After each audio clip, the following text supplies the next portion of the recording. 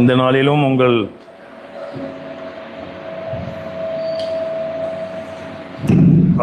மத்தியிலே கர்த்தருடைய வசனத்தை பகிர்ந்து கொள்ள கர்த்தர் தந்த தருணத்திற்காக நான் நன்றியுடன் உங்கள் மத்தியிலே இருக்கிறேன். வாழ்க்கையில் வளரணும்னு இருக்கீங்களா? ஆவிக்குரிய வாழ்க்கையில் வளரணும்னு இருக்கீங்களா? இல்லையா? ஆர்வத்தோடு இருக்கிறவனுக்கு தான் நிறைய கிடைக்கும். இயேசு கிறிஸ்து இந்த உலகத்தில் இருக்கச்சே ஆர்வத்தோடு இருக்கிறவங்க பற்றி அவங்க பக்கம் போகிறார். உண்மைதானா? சமரியா ஸ்ரீ, செக்கேஸ், இவங்கெல்லாம் பின்னாடி இருந்து ஆர்வமாக இருந்து ஒரு அம்மா கூட இருக்காங்க. யார் இது? பின்னாடி பக்கம் வந்து வஸ்திரத்து ஓரத்தை தட்டது அவங்களும் ஆர்வத்தினர் தான் தொட்டாங்க. அவர் மரத்தில் ஏறினதும் அவரை கண்டறியணும்னு சொல்லி தான் அவரும் ஏறினார். இவங்க பல விதமான சங்கடத்தில் இருந்துக்கிட்டு ஒதுக்கப்பட்டவங்களா மதிய வேலையில் தண்ணி எடுத்த நேரத்தில் அவங்களுக்கு இருந்த மனதை பார்க்குறாரு. ஏன்னா அவர் தெய்வம். அப்போ அந்த ஆர்வம் இருப்பது ஒரு இழுப்பு சக்தி. அப்போ அந்த ஆர்வம் இருக்கா அவங்களுக்கு? இயேசு பற்றி தெரிஞ்சுக்கணுன்னு இருக்கா இல்லையா? தைரியமாக சொல்லணும். ஒரு ப்ரெஷர் குக்கரில் ப்ரெஷர் இருந்தால் என்ன ஆகும்? என்ன ஆகும் சொல்லப்பா? ப்ரெஷர் குக்கர் கண்ட்ரோலாக இருந்தால் வெடிக்காது.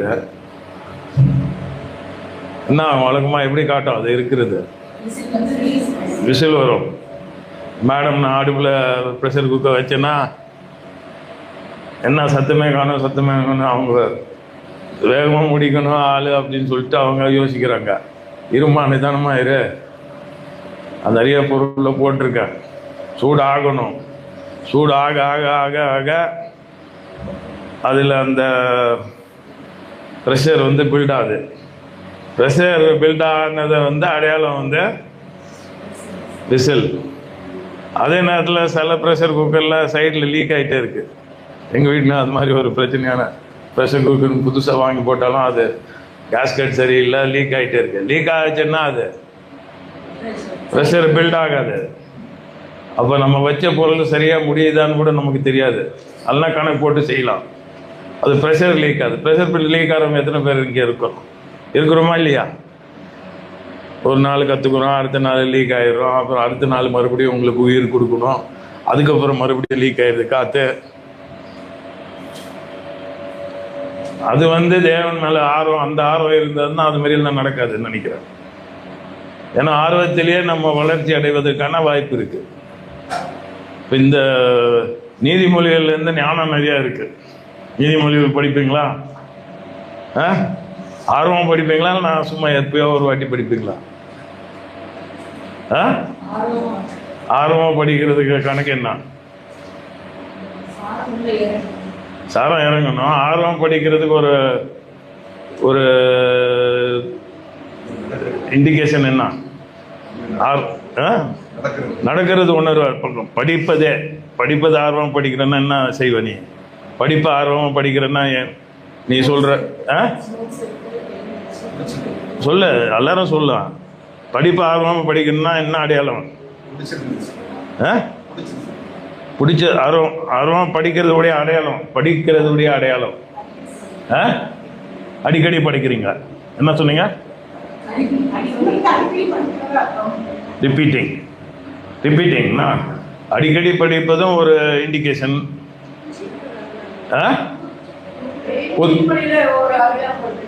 அறியாம படிப்பது ஒன்று, அறிஞ்சு படிப்பது ஒன்று, புரிஞ்சு படிப்பது ஒன்று. அதுவும் ஒரு ஆர்வம் தான். ஆர்வத்தினால வருது.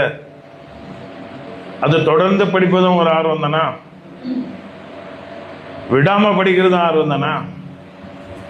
இப்போ நான் அந்த அளவில் அந்த ஆர்வம் இருக்கச்ச என்ன ஆகுதுன்னா நம்முடைய வாழ்க்கை வந்து இயேசு கிறிஸ்துவ போல மாறிடுது.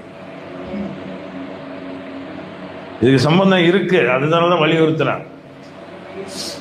அவ்வளோ ஆர்வம் இல்லாமல் படிக்கச்ச என்ன ஆகுதுன்னா அது தளர்ச்சி தான் இருக்கும். வேகம் வராது, உயிர் மீச்சு வராது. இப்போ சமுதாயத்தில் பார்த்தீங்கன்னா எல்லாம் கிறிஸ்தவருடைய வாழ்க்கையில் தெளிவு இருக்கா இல்லையா? சமுதாயத்தில் பார்க்குறீங்களா? நிறைய பேர் கிறிஸ்தவர்கள். கிறிஸ்தவர்னா என்ன அடையாளம்? கிறிஸ்தவனுக்கு அடையாளம் என்ன? அது வந்து ஆழமான கருத்து. மேலோட்டமான கருத்து என்ன? சபைக்கு போறது அடையாளம். அதான் அடையாளம். இல்ல பைபிள் வாசிக்கிறது. வேற என்ன அடையாளம் பார்ப்பீங்க? சீக்கிரம் சொல்லுங்க. டக்கு டக்கு. ஜெபம் பண்றது. வேற வேற அடையாளம். மேலோட்டமா அடையாளம் தெரியாது அவங்களுக்கு. எல்லாரும் என்ன ஜெபம் பண்ணிக்கிட்டே இருக்காங்க, பார்த்த உடனே அவங்க வேலை ஸ்தலத்தில் ஜெபம் பண்ணிருக்கவங்க தான் கிறிஸ்தவங்களா? வெள்ளை ட்ரெஸ் போடுற அது இன்னொரு அடையாளம். பேரு பேரு பாரு, பேரு, சிலுவை, மேலோட்டமான அடையாளம் நிறைய இருக்கு. ஜெபம் பண்ணிட்டு எல்லா நேரமும் பார்க்க மாட்டோம்ல. நல்லதையே செஞ்சுட்டு இருக்காங்க. நான் வேலை செய்ய என்னத்தை நல்லது செய்யறான்? வேலையை தானே செய்யறான். மேலோட்டமான அடையாளம் என்னன்னா, சபைக்கு வர்றதும் ஒரு வாரத்துக்கு ஒரு வாட்டி, மிஞ்சி போனா அது மாதிரி வரவங்களும் இருக்கான், வருஷத்துக்கு ஒரு வாட்டி வரவனும் இருக்கான். அதுவும் அவனையும் கிறிஸ்தவன் தான் சொல்லுவீங்க. உண்மைதானா?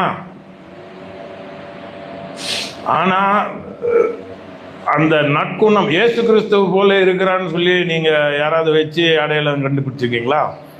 இயேசு கிறிஸ்து போல இருக்கிறாருன்னு முகத்துல இல்லப்பா, நடத்தையில, பேச்சில் யாராவது பார்த்து அது மாதிரி விளக்கம் வந்திருக்கா உங்களுக்கு? எங்க சார் இந்த மாதிரி கேட்குறீங்க? இங்கே வந்து யார் இருக்கா இயேசு மாதிரி? பார்த்தது கிடையாதா? இயேசு மாதிரி குணத்துல இருக்காங்களா இல்லையா? எங்க வச்சுக்காங்க பார்க்கலாம். அந்த சிஸ்டர் கிட்ட கேட்கலாம். எங்க பார்த்தீங்க? எங்க இருக்க? உங்க வீட்டு பக்கமா? எங்க? இங்கேயே இருக்காங்களா? யாரு? எடுத்து சொல்லுங்க. எந்த குணத்தை பத்தி சொல்றீங்க? பாஸ்டர்னாலும் சொல்லுங்க. சரி, என்ன குணத்தை வச்சு சொல்லுங்க? வெள்ளை சட்டை போட்டதுனாலயா? அவர் சிலுவை போடல. எதை வச்சு சொல்றீங்க? குணத்தை வச்சு. எந்த குணத்தை வச்சு? என்ன குணம்? எடுத்து சொல்லுங்க. சொல்லுங்க. நீங்க தான் சொன்னீங்கல்ல. எந்த குணத்தை வச்சு? அன்பா இருக்கிறாரா? சொல்லுங்களா. அது மாதிரி ஒரு கருத்து சொல்லுங்க. அப்ப அன்பா இருக்கிற குணம். அப்ப அந்த மாதிரி அடையாளங்கள் தான் நம்ம பார்க்கணும். அதனாலதான் இந்த ஆர்வம் முக்கியம். இந்த ஆர்வம் இருந்தால் தான் கிறிஸ்துவுல வளர்ச்சி வரும். இப்போ இந்த நான் வந்து எத்தனை சங்கீதம், எத்தனை நீதிமொழிகள் இருக்க? 31. சரியா? எல்லாம் நிறைய படிச்சிருக்கீங்க, அதனால தெரியும்ல. அதனால நான் 31 நீங்க படிச்சதுனால எல்லாத்தையும் வச்சு வருஷமா நான் சொல்ல போறது இல்லை. அடுக்கடுக்கா சொல்ல போறேன். 10 நீதிமொழிகள் இந்த மாதம், அடுத்த மாதம் 11லேருந்து 20, கடைசி மாதம் 21லேருந்து 31. 31லே பேசலாம். இப்போ நான் பெருமைக்காக சொல்லலை. 31 அதிகாரம் யாரை பற்றி பேசுது? என்ன மாதிரி பெண்கள்? எல்லா பெண்களை பற்றிய பேசு. சார் நீங்க 31 படிக்க மாட்டீங்களா? பெண்களை பற்றி இருக்குன்னு படிச்சிருக்கீங்களா? வாசிச்சிருக்கீங்களா? வாசலையா? வாசிக்கல. அது பெண்கள் பற்றி இருக்கு. சரி, நம்ம அதை பார்ப்போம். ஆனால் நான் ஒன்று சொன்னேன். நான் என் அனுபவத்தில் 31 நானும் நிறைய படிச்சிருக்கிறேன். அது ஏன் ஆண்களுடைய அறிகுறியை காட்டல அப்படின்னு சொல்லி கூட இயக்கத்தில் நான் எண்ணியிருக்கேன். ஏன்னா அந்த விவேகம் வந்து ஆண்களுக்கும் தேவை, பெண்களுக்கு மட்டும் தேவையில்லை. அந்த விவேகம் அதில் படித்தத கருத்து இருக்கு இல்லையா? அவங்க என்னெல்லாம் செய்கிறாங்க, எப்படி கவனிக்கிறாங்க, எப்படி முறைப்படி நடக்கிறாங்க, அவங்க மேலே எவ்வளோ நம்பிக்கை வைக்கிறாரு கணவர், எப்படி பிள்ளைகளுக்காக அவங்க பாதுகாப்பாக செய்கிறாங்க, எப்படி வியாபாரத்தில் சிறப்பாக செய்கிறாங்க, எல்லாம் அடங்கியிருக்கு. காலையிலே எழுப்புறாங்க, காலையில் எப்படி செய்கிறாங்க, குடும்பத்தை பற்றி பார்க்குறாங்க, இதெல்லாம் இருக்குது. உங்களுக்கு திருமணம் ஆச்சு தானே? அப்போ அதை கற்றுக்கோங்க. மனைவி கிட்ட இருக்கான்னு பார்த்துருங்க. புரியுதுங்களா? அதுக்காக வாசிங்க 31 நீதிமொழிகள். சரியா? நான் எதுக்கு சொல்ல வந்தேன்னா, நான் ஒரு கருத்து என்ன சொன்னா, நான் வந்து அந்த மாதிரி மனுஷன் ஆண் பற்றியும் பேசலை. ஆணுக்கும் அதே குணங்கள் தேவையா இல்லையா? தேவையா இல்லையா? அப்போ நானும் அந்த மாதிரி அந்த 31 நான் நிறைய வாட்டி படிச்சிருக்கேன். அது எனக்கு நினைச்சு நான் படிச்சிருக்கேன். எங்க நல்லா கிடைக்குதோ, நல்லது கிடைக்குதோ, நல்லதை கத்துக்கலாம் அப்படின்னு சொல்லிட்டு அதை நினைச்சு நான் கத்துக்கிறேன். அதே மாதிரி ஒரு 10 குணங்கள் எனக்கும் இருக்கணும்னு சொல்லி இருக்கிறத நான் இன்னைக்கு எடை போட்டு பார்க்கணும். அப்போ நேற்று எங்களுடைய அறக்கட்டளையில் பயனடைகிற பிள்ளைங்கள் மத்தியில் நானும் மனைவியும் ஒரு கட்டுப்பாடு எடுத்துக்கிறோம். என்ன கட்டுப்பாடுனா, அந்த குடும்பங்கள் எல்லாம் மாதத்துக்கு 2 குடும்பங்களை சந்திக்கணும்னு சொல்லி எங்கள் பாலக்காட்டில் நேற்று தான் ஆரம்பித்தோம். அப்போ ஒரு வீட்டுக்கு போயிருந்தேன். அவர் ஒரு பயங்கர ஒரு பையனுக்கு சில சிரமம் இருக்காதனால அந்த பையன் வந்துட்டு இருக்கான் எங்கள் அறக்கட்டையில் தெரப்பியெல்லாம் எடுக்கிறதுக்கு. அப்போ வீட்டில் பேசிட்டு இருக்கோம். அதுக்கப்புறம் முடிச்சுட்டு வரோம். அதுக்கு கடந்து அடுத்த வீட்டுக்கு போனோம். அப்போயே 7 மணி சாயங்காலம் அடுத்த வீட்டுக்கு போனோம். அப்புறம் அவங்க செடிகள்லாம் கொஞ்சம் வச்சுருந்தாங்க. அந்த செடி பற்றி பேச ஆரம்பித்தோம். அப்புறம் மனைவி சொல்கிறாங்க, இவர் நல்லா செடியெல்லாம் பார்ப்பாரு அப்படின்னு என்னை பற்றி அறிமுகம் கொடுத்துட்டாங்க. அப்புறம் நான் என் ஃபோனை எடுத்து அவருக்கு நான் வளர்க்குற செடியெல்லாம் படம் காட்டினதோடனே அவர் என்ன சொன்னார்னா, சார் உங்களுக்கு இங்கே எங்கேருந்து சக்தி வருது சார், இவ்வளோ செய்கிறீங்க. நாங்கள் அவர் வீட்டில் உட்காந்துருக்கேன். யார் அறக்கட்டளையில் பயனடைகிற ஒரு பையனுடைய வீட்டில் உட்காந்துருக்கேன் நான் 7 மணிக்கு சனிக்கிழமை. அதே அவருக்கு வியப்பு தரும். கண்டிப்பாக சனிக்கிழமை 7 மணிக்கு யார் அங்கே சேவை செய்கிற மனசில் அங்கே போய் உட்காந்துட்டு இருப்பான். ஆனால் அவர் சொல்கிறது என்னன்னா, எங்கேருந்து சார் உங்களுக்கு சக்தி வருது, இதெல்லாம் செய்கிறாங்கன்னு சொல்கிறாங்க. இல்லை சார், நான் ஏற்கனவே இங்கே சொல்லியிருக்கேன், தோட்டக்காரனும் நான் தான், சமையல்காரனும் நான் தான், வண்டி ஓட்டுறனும் நான் தான். குறைய சொல்லலை, நிறைவாக சொல்கிறேன். அப்போ அதுக்கெல்லாம் சக்தி கொடுக்குறவர இறைவன். அதான் இந்த இறைவனை தான் நானும் பின்பற்றிட்டு வரேன் இத்தனை நாளா. அவர் என்ன செஞ்சிட்டாருன்னா என்னை புதுப்பிச்சுட்டாரு. பலவைகள் எல்லாம் ஒளிந்து போகினா எல்லாம் புதிதாயிற்று. அப்போ பக்கத்தில் போனாலே நறுமணம் வந்துடுது. நிறைய பேர் மாறுறாங்க. ஆளை பார்த்தவொடனே ஆள்கள் மாறுறாங்க. அடுத்த வீட்டில் உட்காடுறோம், அந்த பையனை பார்க்குறோம், அவங்க தாயாரை பார்க்குறோம், அவங்க அடுத்த பிள்ளையை பார்க்குறோம், அவங்க பெற்றோரை பார்க்குறோம். அந்த அம்மா வயசானம்மா உடம்பு சரியில்லைன்னு சொன்னாங்க. அவங்க ஒரு ரூமில் உட்காந்துருக்காங்க, படுத்திருக்காங்க. சரி படுங்க, படுத்திருக்கட்டும். அவங்களுக்கு ஏதோ சமீபத்தில் எங்கே நல்லா அன்போட வேலை செஞ்சாங்களாம். யாரோ அந்த எஜமான் வந்து அவங்களுக்கு மேலே ஏதோ பழி சுமந்துட்டாராம். அவங்களுக்கு இருக்கும் வயசு 65-70. பழி சொன்னான்னு சொல்லிட்டு மனசு உடைஞ்சவங்களாக, புண்பட்டவர்களாக, தளர்ச்சியோட பலவீனமாக ஆகி படுக்கையில் படுத்துக்கிறாங்க அந்த அம்மா. அந்த பையனுடைய பாட்டி. சரி அவங்க இருக்கட்டும் அப்படின்னு நான் சொல்லிட்டு இந்த இடத்துல கொடுத்த இடத்துல அவங்கக்கிட்ட பேசிகிட்டு இருக்கிறோம் நாங்கள் 2 பேரும். அந்த பையன் வந்து ஆட்டிசம். அவனுக்கு வந்து ஆளோட இருந்து பழகிறதுக்கு அவ்வளோ அந்த பழக்கம் கிடையாது. நாங்கள் இருந்த நேரம் ஃபுல்லாக அவன் ரூமில் கூட விளையாடிட்டு இருந்த பையனை விட்டுட்டு வீட்டுக்கு வந்துட்டான். ஆனால் அதே நேரத்தில் எங்கள் கூட கண்ணை வச்சு பேசலாமா, ரூம்லேயே அடங்கி கிடக்கிறான். ஆனால் எல்லாம் கேட்குறான் அங்கே உள்ளே உட்காந்துக்கிட்டு. நாங்கள் இங்கே பேசிகிட்டு இருக்கோம், அம்மாவோடையும் அத்தை பிள்ளையோடையும். அந்த பாட்டி அவங்க வந்து அங்கேயே நின்று அந்த ரூம் இல்லை, நாங்களும் போய் படுங்க அப்படின்னு சொல்கிறோம், நின்றுட்டு இருக்காங்க. வெளியே வந்து உட்கார்றது கூட சக்தி இருக்காதுன்னு நினைக்கிறாங்க. ஆனால் நாங்கள் அங்கே ஒரு மணி நேரம் இருந்திருப்போம். அந்த 1 மணி நேரமும் அவங்க அங்கேயே நின்று அந்த சத்தத்தை கேட்டு நாங்கள் சொல்கிற ஆலோசனை. அப்போ மனைவி கூட வீட்டுக்கு வந்தோன்னே அவங்க நம்மளை கேட்டுட்டு இருந்தாங்க, நீங்கள் பேசுகிறதெல்லாம் அப்படின்னா. நான் என்ன சொன்னேன்னா, அதுக்கு நான் சொல்கிறத அவங்க கேட்டுகிட்டே இருந்ததுலேயே அவங்களுக்கு புது உயிர் வந்துடும். அதுக்கு எனக்கு நம்பிக்கை இருக்குது. ஏன்னா இது மாதிரி பல இடங்களில் நடந்திருக்கு. நம்ம கூட உறவாடனாலும் பக்கத்தில் இருந்து கேட்குறவங்க அவங்களுக்கு உயிர் வந்தது. அதே தான் என் பையனுக்கு நடந்தது. அவன் என் முகத்தை ஒரு நாள் கூட நேரம் நின்று கண்ணை வச்சு பார்க்கறது கூட சக்தி கிடையாது. ஆனால் அவன் கேட்குறதெல்லாம் கேட்டு கேட்டு கேட்டு உருவாகி இன்றைக்கும் அவன் மரித்து 10 வருஷம் ஆனதுக்கப்புறமா அவன் பலருக்கு ஞானத்தை தந்துட்டுருக்கான். அப்போ இந்த ஆவலாக தேடுறதுல வந்து பலன் இருக்குது, கண்டிப்பாக பலன் இருக்குது. இப்போ 31ஆம் நீதிமொழிகள் அது ஒரு தனியாக வருதுல, 10 அடங்கலை, 10க்கு மேலே மீறி வந்துருச்சு. 31 அந்த நீங்கள் அடுத்த வாட்டி படிச்சுட்டு வாங்க பார்க்கச்சா. என்ன பேசிட்டு போங்க என் கூட. எனக்கு அவ்வளோ அறிமுகம் ஆகலை, அறிமுகம் ஆகணும். அதுதான் சபைன்னு சொன்னார் இல்லையா, வழக்கம். வந்தால் ஒரு அன்பில் இணைஞ்சி எல்லாரோடையும் பேசி நான் ஏன் அந்த வீட்டுக்கு போனேன்னா உறவு வளர்க்குறேன். போகணுன்னு கிடையாது, எனக்கு எல்லா டீச்சர்ஸு தெரப்பி பண்ணுறவங்கெல்லாம் இருக்காங்க. அவங்கெல்லாம் திங்கக்கிழமையிலேருந்து சனிக்கிழமை வரைக்கும் செயல் செய்கிறாங்க. நான் இங்கேருந்து போகணுன்னு கிடையாது. ஆனால் எனக்கு என்னென்னா உறவு தான் முக்கியம். அப்போ டீச்சர்மார் வீடுகளுக்கெல்லாம் செக்யூரிட்டி கார்டனரு அவங்க வீட்டுக்கெல்லாம் நான் போயிட்டு ஒரு சுமார் 2-3 மணி நேரம் ஒரு வீட்டில் நான் செலவு பண்ணியிருக்கேன். ஏன்னா அப்போ தான் அவங்களும் அறிமுகம் ஆகும், அவங்க குடும்பம் அறிமுகமாகும். நம்ம வெளிச்சம் உள்ளே அடக்கி வைக்கிறது பிரயோஜனம் கிடையாது அப்படின்னு இயேசு கிறிஸ்து சொல்லியிருக்காரா இல்லையா? அப்போ நம்ம கூடயே இருந்துக்கிட்டோன்னா என்ன ஆகும்? யாருக்கிட்ட வெளிச்சம் போகும்? வெளிச்சம் இருக்குன்னு சொல்லிக்கிறீங்க, பழகிறதுக்கு ஆள்கள் இல்லையா? அப்போ தானே வெளிச்சம் போகும். 4 பேர் பக்கம் போனால் தானே வெளிச்சம் வரும். அந்த கணக்கை வச்சு தான் நான் இப்போ வாழ்ந்துட்டு இருக்கிறோம், நானும் என் மனைவியும்.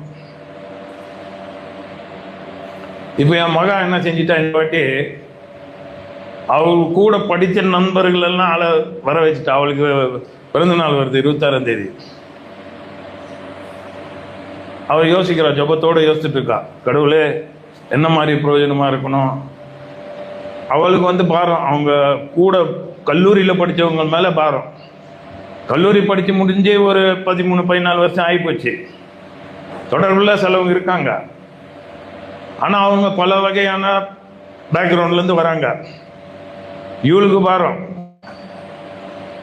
அவங்க அறியணும், கடவுளை அறியணும், ஞானம் பெறணும் அப்படின்னு சொல்லி அவளே ஜபத்தில் திட்டம் போட்டு அவள் என்ன இப்போ திட்டம் பண்ணிக்கிறாருன்னா 26ஆம் தேதி அவங்களெல்லாம் வர வச்சிருக்காரு. சுமார் ஒரு 10-12 பேர் வந்துடுவாங்க. அவள் என்ன மாதிரி அமைப்பு பண்ணியிருக்காருன்னா, அந்த நாளில் அவங்களெல்லாம் ஒரு இடத்துல வச்சு பேச வச்சு எங்களையும் பேச சொல்லிக்கிறா, அவளும் பேசுவா, எல்லாரும் கருத்து பகிர்ந்து கொள்வோம். எல்லாரும் வளர்றவங்கள, வாழ்க்கையில் அனுபவம் இருக்கும்ல. அப்போ அந்த அனுபவத்தெல்லாம் அவங்கக்கிட்ட கொண்டு அவங்க அனுபவத்தையும் கேட்குறது, நம்ம அனுபவத்தையும் அவங்க கேட்குறது, அது மாதிரி. அப்புறம் நாங்கள் அந்த அறக்கட்டளைக்கு அவங்கள கொண்டு போகிற திட்டமும் அவள் போட்டிருக்கா. அதுதான் என்னுடைய வாழ்க்கை. என் நண்பர்களும் அறிஞ்சுக்கிட்டோம் என்னுடைய வாழ்க்கைய சேவையின் மனப்பான்மை. அது அவங்களுக்கு காமிக்கணும், அது ஒரு திட்டம். அடுத்த நாள் அப்புறம் அடுத்த நாள் எங்களுக்கும் கண்டிப்பாக என்னன்னா, நாங்கள் அவங்க கூட இருக்கணும். ஏன்னா எங்கள் ஞானமும் அவங்களுக்கு போகணும், அவங்களையும் நம்ம அறிஞ்சு கொள்ளணும் அப்படின்னு சொல்லிட்டு அந்த உறவை வளர்க்குறதுக்கான ஒரு திட்டத்தை போட்டு அவளே நாங்கள் பக்கத்துணையாக உதவி செய்கிறோம். இதில் என்ன ஆகுதுன்னா, கூட இருந்து பழகச்சு என்ன ஆகுதுன்னா, ஞானம் வருதா இல்லையா? தம்பி நீ சொல்லு. இங்கே நாங்கள் சொல்கிறதுனால ஏதாவது விளக்கம் தெளிவு வருதா? அப்போ என்ன அது நடத்தையில் அது வாழ்க்கையில் அமையும். இந்த அஸ்திபாரத்தில் தான் இந்த ஞானத்தை நம்ம கட்டணும். அதுக்கு ஆரம்பம் என்னன்னா, தேவனுக்கு பயம். அதுக்கு ஆரம்பம் தேவனுக்கு பயம்.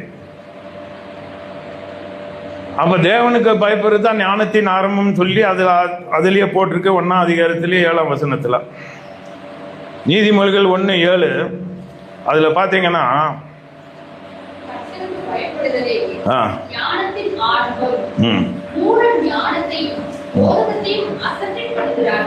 பாருங்க ரெண்டு வகையான ஜனங்கள். கர்த்தருக்கு பயப்படுறதே ஞானம். மூடர்கள் அந்த கூட்டத்தில் நம்ம இருக்கக்கூடாது, யாரும் இருக்கக்கூடாது. என்ன இந்த உங்க பேர் என்னம்மா? லில்லியா? எழில். என் பேர் டேனியல், தெரியுமா? சரிங்க. மனைவி பேர் லதா, மறந்துடாதீங்க. நான் எதுக்கு சொல்ல வரேன்னா, 2 வித்தியாசம். ஒருத்தன் கடவுளுக்கு பயப்படுறான், அடுத்தன் மூடன். அவன் ஞானத்தை அசட்டை பண்றான். இந்த கூட்டம் இருக்கு, அவங்க தான் அதிகமா இருக்காங்க. அதனாலதான் ரொம்ப ஜாக்கிரதையா இருக்கணும் நம்ம. ஏன்னா நம்ம பழக்கத்தில் பழகிறச்ச அநேகர் சில இந்த மாதிரி பயங்களுக்கு அவங்க மனசுல வளர்க்கல. அவங்க தாறுமாறாக நடந்துட்டு இருக்கிறாங்க. அவங்க அதிகமாக அவங்கள நிம்மதி தவிர்க்கவும் முடியாது. எல்லா இடங்கள்லையும் வந்துடுவாங்க. சந்தையிலையும் இருப்பாங்க, வியாபாரம் பண்ணுற இடத்துலையும் இருப்பாங்க. உண்மைதானா? எல்லாம் நல்ல ஆட்களை நீ பார்த்துட்டு இருக்கிறா? அது மாதிரி சொன்ன இருக்கிறாங்கன்னா சொல்லு, நானும் அங்கே வந்துடுறேன். மோசமான ஆட்கள் நிறைய பேர் இருக்காங்க. ஏசு கிறிஸ்து, அதனால தான் தண்ணுறீங்க நீங்கள். ஏசு கிறிஸ்து பாரி ஆளை பார்க்கல அப்படின்றீங்க நீங்கள். ஐயாவை பார்த்துட்டீங்கன்னு அந்த அம்மா தைரியமாக சொல்லிட்டாங்க. இன்னைக்கு ஒரு நாள் கூட பேசல அவங்க என்கிட்ட, இன்னைக்கு சொல்லிட்டாங்க. நல்லது தானே? அவங்க பார்த்ததுனால அந்த பாருங்க, பயந்து உட்கார்ந்து என்கிட்ட பேசாமல் இருக்கிறவங்க பொதுக்கூட்டத்தில் ஐயா ஏசு கிறிஸ்து போல இருக்காங்கன்னு சொன்னா, அப்ப ஐயா அவ்வளோ ஏசு கிறிஸ்து மாதிரி இருக்கிறதுனால தான் அந்த தைரியம் அவங்களுக்கு வந்துட்டு பேசிட்டாங்க.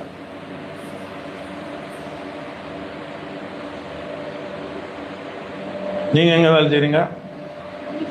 டீச்சருங்களா? நர்ஸான்னு நினைச்சேன் நான். Teacher, school teacher. இவங்களும் ஸ்கூல் டீச்சரு. நான் எதுக்கு சொல்றேன்னா, தேவனுக்கு பயப்படுற பயம் ஞானத்தின் ஆரம்பம்னு சொல்லியிருக்கு. அப்ப ஞானம் இருக்கிறவனையும் மூடனையும் பார்த்தா வித்தியாசம் தெரியணும். அது வயசுக்கு சம்பந்தம் கிடையாது. ஞானம் வயதானவங்க தான் இருக்கும் அப்படின்னு ஒன்றுலாம் கிடையாது. நானும் இந்த சின்ன பையனா இருக்கேன். உனக்கு எத்தனை வயசுப்பா? 16. உனக்கு 16. 16லேருந்து நான் ஆராய்ச்சி செய்ய ஆரம்பிச்சிட்டேன். இந்த உலகத்தில் எல்லாரும் இப்படி தான் வாழணும், நல்லா படிக்கணும், நல்ல வேலை வாங்கணும் அப்படின்னு, இதுதான் வாழ்க்கை அப்படின்னு சொல்லி விளக்குனது நிறைய பேர் இருக்காங்க. எனக்கான அது ஒத்து போகலை. அவ்வளோதானா வாழணும், அதுக்கு மேலே ஒன்றும் இல்லையா? அப்போ மறிக்கிறதும் உண்மை. அந்த வயசில் எத்தனையோ சடலம் பார்த்துப்போம். பார்க்க வேணான்னு இருந்தாலும் ரோட்டில் கூப்பிட்டு வந்துடுறாங்களா மறித்தவங்களா? நம்ம டிராஃபிக் ஏன் மெதுவாக போகுதுன்னு பார்த்தா அவன் சடலம் போயிட்டு இருக்குது. பார்த்துருக்கேல்ல, சடலம் பார்த்துருக்கே இல்லையா? பார்த்துருக்க. அப்போ மறிப்பும் தெரியும். அப்போ பிறக்கிறோம், மறிக்கிறோம். எதுக்கு வாழ்கிறோன்னு சொன்னால் சம்பாதிக்கணும், நல்லா வாழணும், அவ்வளோதான். இதுக்கு மேலே வழக்கம் இல்லையான்னு சொன்னால் எனக்கு ஒரு கேள்வி இந்த வயசுலேயே ஆரம்பிச்சிச்சு. அப்போ இந்த விளக்கம் என்னன்னு சொல்லிட்டு அப்படியே நான் தேடி தேடி தேடி தேடி எனக்கு இறக்கம் செஞ்சு தேடி தேடி தேடி அதில் இறங்கினது ஒரு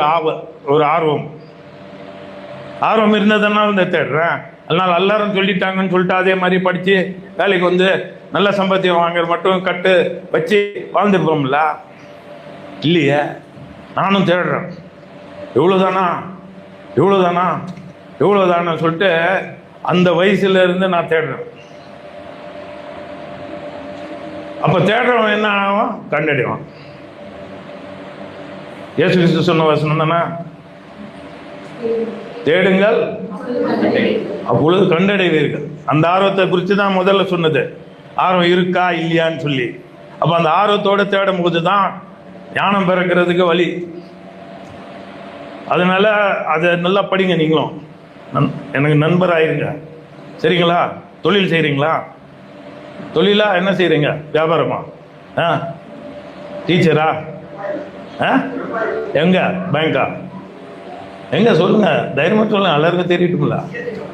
பிஎஸ்டி. சரி, எல்லாம் அதுதான். நானும் தொழில் தான் செய்கிறேன். நான் ஊழியக்காரன் நினச்சிடாதீங்க. நான் தொழில் செய்கிறவன். பாஸ் அது அவங்க தகுதியெல்லாம் வேற. நம்மளும் அவங்கள மாதிரி பணி செய்கிறவங்க. அப்போ பார்த்தீங்கன்னா மூடன் இருக்கான். அவங்களுக்கு தான் மூடன் என்னத்தை உதறிடுறானா? ஞானத்தை உதறிடுறானா, அசட்டை பண்ணுறானா. அவன் போதனையும் ஞானத்தையும் அவன் செவி கொடுக்கல. அதனால தான் அவன் மூடன். நான் கிறிஸ்துவ குடும்பத்திலிருந்து 10 பைபிள் வச்சிருக்கேன்னு சொன்னாலும் அந்த ஞானத்துக்கு இடம் கொடுத்தாதான் ஞானி ஆவான், கடவுள் போல ஆவான். நீ கிறிஸ்துவ குடும்பத்தில் பிறந்துக்கிட்டு அடையாளங்களை வச்சுக்கிட்டு இருந்தா மட்டும் நடக்காது. அதுல தான் வாழ்க்கையின் அர்த்தமே அடங்கி இருக்கு. நீ வாழ்வது உன் வேலை செய்து பிழைக்கிறதுக்காக அல்ல. நீ வாழ்வது கிறிஸ்துவை போல் மாறி உலகத்திற்கு உப்பாகவும் வெளிச்சமாகவும் மாறுவதற்கு தான் உன்னுடைய வாழ்க்கையை இந்த உலகத்திலே அமைத்து தந்திருக்கிறார். நீ உருவானதே காரணம் அதுக்காக தான். அப்ப கூட்டம் என்ன சொல்லுது? பிழைக்குது, வாழணும். நீ அப்படி வாழ்ந்தனா நீ புத்தி இல்லாதவன். அப்ப கடவுளுக்கு பயப்படும் போது ஞானம் வருது. அப்ப ஞானம் இருக்கும்போது மூடன் மாதிரி இருக்க மாட்டோம். அப்ப விவேகமாக தான் நடப்போம். அப்ப இதெல்லாம் பகுத்தறிவோம். இவங்க பெரும்பான்மையான கூட்டம் சொல்றது இவனமான தவறான குறையான மூடத்தனமான வாழ்க்கை. ஏன்னா அவங்க கடவுளுக்கு பயப்படாம அவங்க அறிந்த அறிவு அவ்வளவு குன்றிய அறிவா இருக்கிறதுனால தான் இன்னைக்கும் அந்த மாதிரி கூட்டம், மோசடி பண்ற கூட்டம் தான் மிகுதியா இருக்கு. கள்ள கூட்டம், அவனும் கிறிஸ்தவன் சொல்லிக்கிறான், சொல்றாங்களா இல்லையா? ஆனா அவங்க நடத்தையில பாத்தீங்கன்னா குணக்கேடு தான் இருக்கு. ஏன்னா அவங்க கடவுளுக்கு பயப்படல. கடவுளுக்கு பயந்தா நடுங்குவான், தவறு செய்யறதுக்கு நடுங்குவான். ஏன்னா அவன் ஞானத்துல வளர்ந்துருக்கான். அவன் பொல்லாங்க வெறுப்பான், அநியாயத்தை வெறுப்பான், அசுத்தத்தை வெறுப்பான். அவனுக்குள்ளதான் கடவுள் ஆவி இருக்கு. கடவுள் என் கூட நடக்கிறான்னு சொல்லி புல்லாங்க செஞ்சுட்டு இருக்கிறவன் வந்து மூடன். அதை நல்லா உணர்ந்துக்கணும். இல்லைங்க, அவங்களும் ஜெபம் பண்றாங்க. யாரு ஜெபம் பண்ணாம இருக்கா இன்னைக்கு? ஏன்னா நமக்கு தேவையெல்லாம் நம்ம கையில் இல்லை. உண்மைதானா? அப்ப ஒருத்தர் வந்து நமக்கு உதவி செய்வாருன்னு சொல்லிட்டு அந்த ஜெபத்தை பண்ணிட்டு தான் இருக்கிறான் எல்லா மனுஷனும். கடவுள் இல்லாதவன் இல்லாதவன் சொல்றேன்னா சும்மா ஒரு அப்படி நிக்கிறதா உண்டு. ஆனா அவனுக்கும் முழு வாழ்க்கை கிடையாது. அது மாதிரி கடவுளை அமைக்கவே இல்லை. முழு வாழ்க்கை கொடுத்து யாருக்கும் அமைக்கவில்லை. எல்லாத்துலேயும் அவனுக்குள்ளேயே இருக்குன்னு. அப்பதான் கடவுளை தேடுறது தான் மனுஷன். அவனா பரிசுத்த தெய்வத்தை தேடுகிற மனிதன் அவனுக்குள்ள என்ன இருக்கும்னா பரிசுத்தம் இருக்கும்.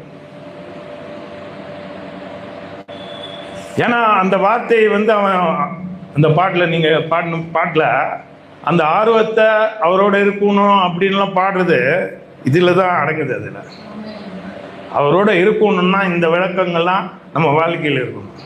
ஆனால் அது வெறும் வார்த்தையா போயிடும். புரியுதுங்களா? ஒரு வார்த்தையா போயிடும். அது விளக்கம் இல்லாத வார்த்தையா இருக்கும். இந்த ஞானம் வந்து இதுல வந்து நமக்கு வாழ்க்கைக்குள்ள வந்து இறங்க தான் கண்டிப்பா தேவை.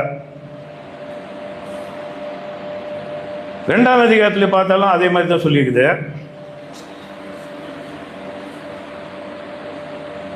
ஏன்னா அதுல என்ன சொல்லியிருக்குது? 5ஆம் வசனத்தை 6ஆம் வசனத்தை பார்த்தீங்கன்னா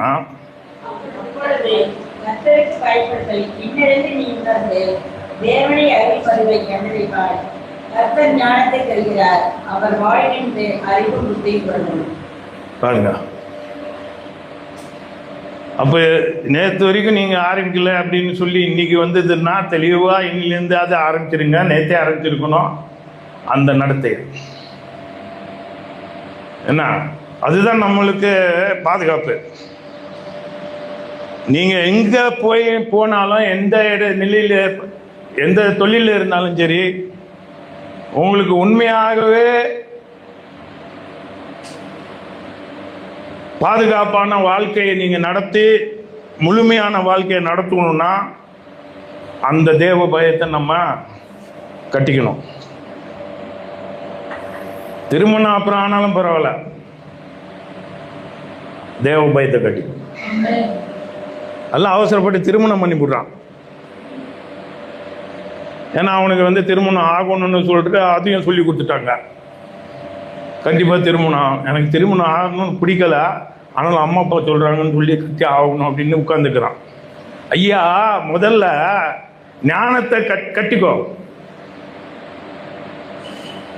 சரியா? அதுக்கெல்லாம் இந்த வயசு ஆனாதான் திருமணம் பண்ணணும்னு சொல்லி அது வேற. ஞானத்தை முதல்ல கட்டிக்கோ, தேவனுக்கு பயப்படுற ஞானத்தை. ஏன்னா அவர் வந்து உனக்கு வழிகாட்டியா இருப்பாரு. யார் இருக்காங்களோ, பெற்றோர் இருக்காங்களோ இல்லையோ, சொந்தக்காரன் இருக்கானோ இல்லையோ, நண்பன் இருக்கிறானோ இல்லையோ, அவர் ஒருத்தர் தான் உன்னை பாதுகாக்க முடியும் வாழ்நாள் முழுவதும். அவருடைய சுதந்திரியாக மாற்றுவது அவர் ஒருத்தர் தான். ஆனா அவருடைய சத்தத்தை நீ கேட்கணும். அவர் மேல ஆர்வம் வைக்கணும், அவர் சொல்ற ஞானத்தை கேட்கணும். இதுதான் அடங்கி இருக்கு நீதிமொழிகள்ல. இந்த புத்தகத்தை மட்டும் படிச்சா கூட பரலோகத்தில் ராஜ்யத்தில் பங்காளியாகவும் இருப்பீங்க, பூலோகத்திலையும் ஞானமுள்ளவர்களாக எரியும் ஒளிகளாக நீங்க மாறிடுவீங்க. ஆனா இந்த ஒவ்வொரு வார்த்தையும் கவனமாக கவனிக்கும். இல்லை நான் 6வது தான் படித்தேன், 10வது தான் படித்தேன், 12வது படித்தேன், அதெல்லாம் கணக்கே கிடையாது. தேவனுக்கு பயப்படுற பயம், அவர் நடங்கணும், அவர் சத்தத்தை கேட்கணும், அவர் சத்தத்தை கேட்கறதுக்கான ஆர்வம் வைக்கணும். நாங்கள் அதெல்லாம் தான் பழகுறோம்.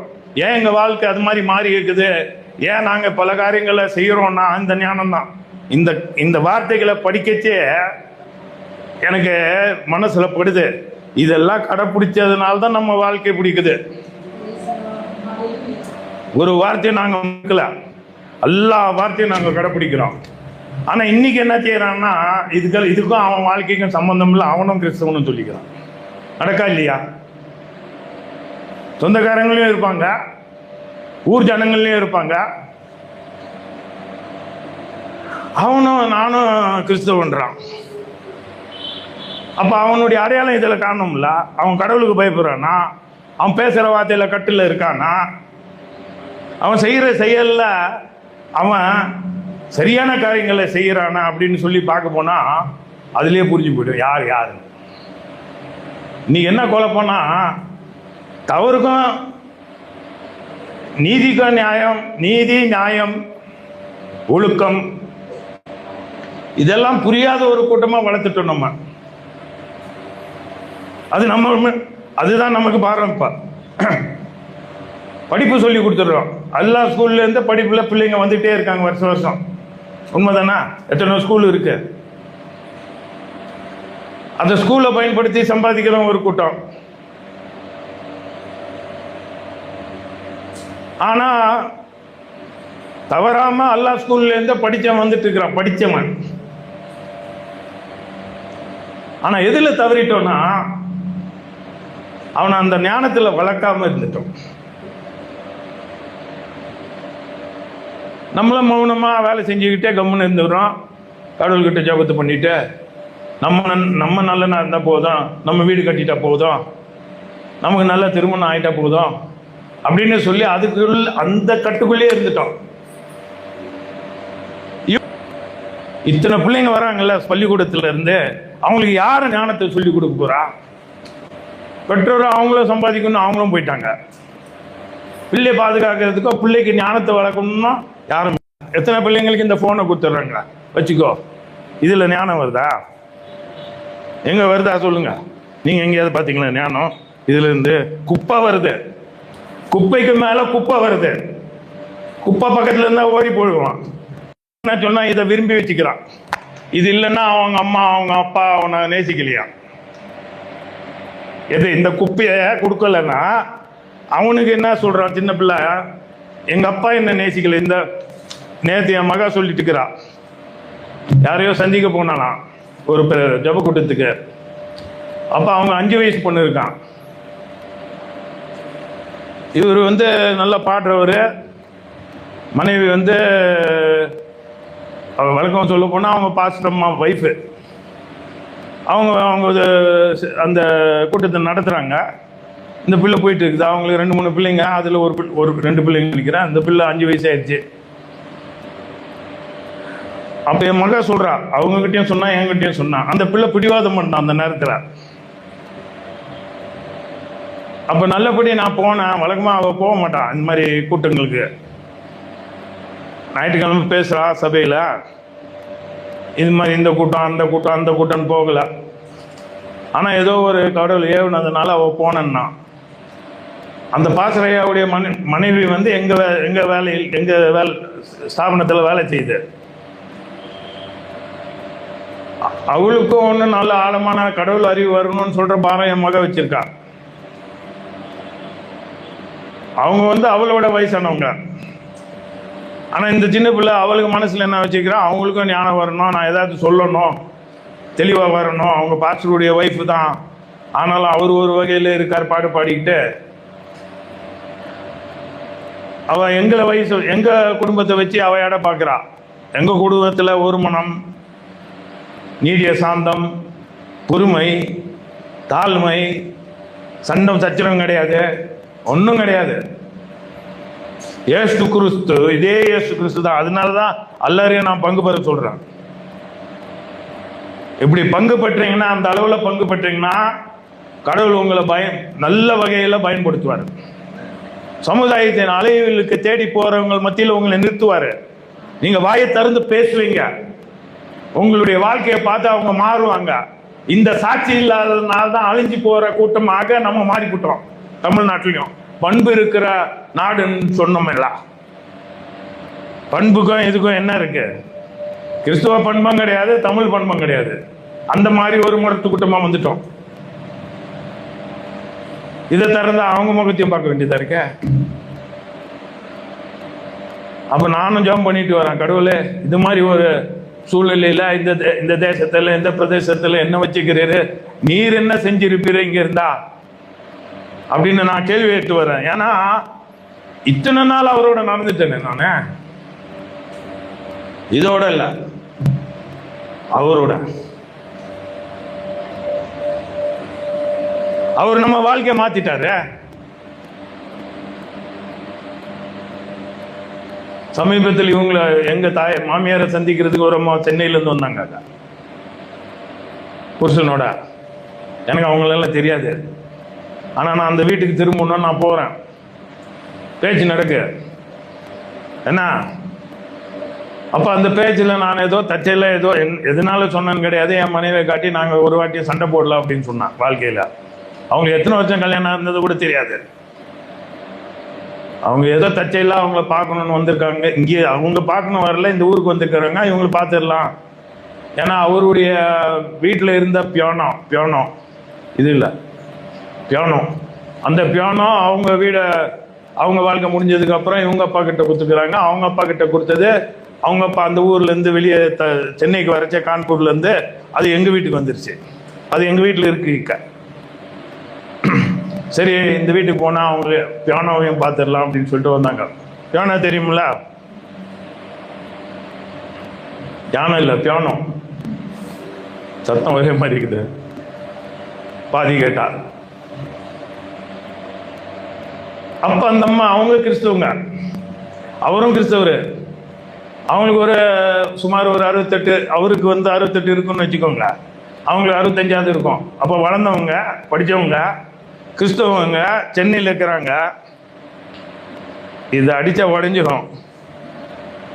ஆனால் அவங்க மேசையை அப்படி தட்டாங்க. அது எப்படிங்க சார்? கிறிஸ்தவங்க எப்படி நீங்கள் சண்டை போடாமல் இருக்கிறீங்க?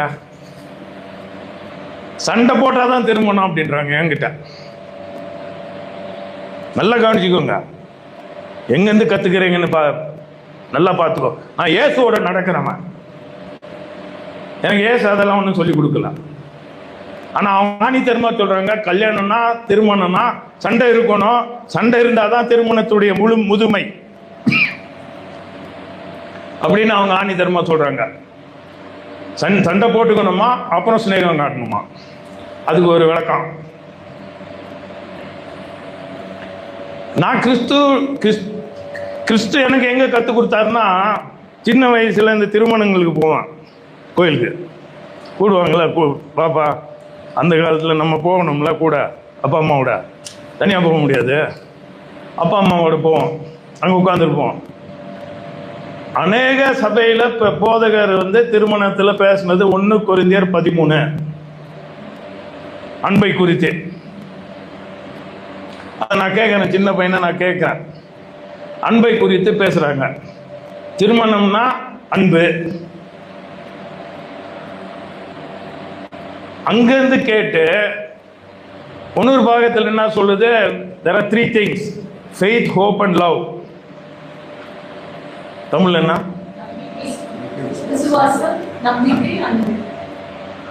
விசுவாசம், நம்பிக்கை, அன்பு. எல்லா காட்டிலும் அன்பே பிரதானமானது. இதுவும் வேதத்தில் தான் இருக்கு. அப்ப நான் 2 நினைக்கிறேன். விசுவாசமும் எனக்கு இருக்கு, நம்பிக்கை இருக்கு, ஆனா அன்பு தான் அதுல பிரதானம். அப்ப நமக்கு தெரியுமில்ல, இப்ப ஒரு கடையில போயிட்டு நீங்க உங்களுக்கு பிரியமானது சாப்பிட்றதுக்கு பிரியமானதுன்றது பிரியாணியா, சரி பிரியாணி வச்சுக்கலாம். அப்போ உங்களுக்கு தெரிஞ்சது 4-5 கடை தெரிஞ்சிருக்கும்ல பிரியாணி எங்க கொடுக்குறாங்க, தெரிஞ்சுமா இல்லையா? அதுல எப்படி பாக்குறீங்க? ஒஸ்தியா செய்யறவன் நல்ல தரமா செய்யறவங்கிட்ட போவீங்களா, அந்த தரம் இல்லாதவங்கிட்ட போறீங்களா? ஏன்னா ஒரு வாட்டி சாப்பிட்றீங்க, காசு கொடுக்குறீங்க, ருசியா சாப்பிடணும்னு சொல்லி நல்ல கடைக்கு தான் போவீங்க. இது ஞானம் தானே? சாதாரண மனுஷனுக்கு இருக்கிற புத்தி. கரெக்டா இல்லையா? நல்லா செய்யாத கடைக்கு போய் சாப்பிடுறியா? இல்ல உங்க அப்பா அம்மா கூட்டி போனாலும் ஏம்மா இங்கே கொண்டு வந்தீங்க, அந்த கடை இருக்குல்ல அப்படின்னு நீங்களே சொல்லுவீங்க.